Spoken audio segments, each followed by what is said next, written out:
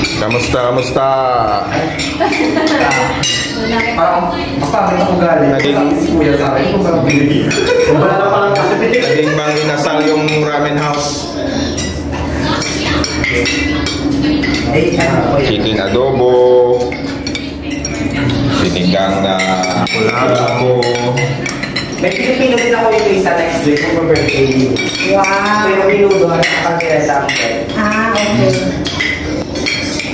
Ay, ito kulang pa ito.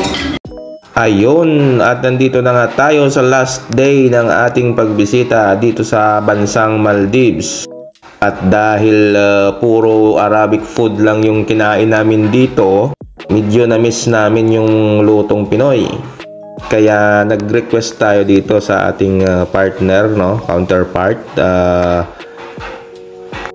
tour guide, no, kay Ma'am Mary, na magluto ng sinigang at saka adobong manok na Pinoy style, no. At dahil si Ma'am Mary ay maraming tropang bigatin ng mga restaurant dito, ay natupad yung ating hiling. At sa gabing ito ay akupado namin yung buong restaurant, no, at naka-only rice pa. Kapan ng tuna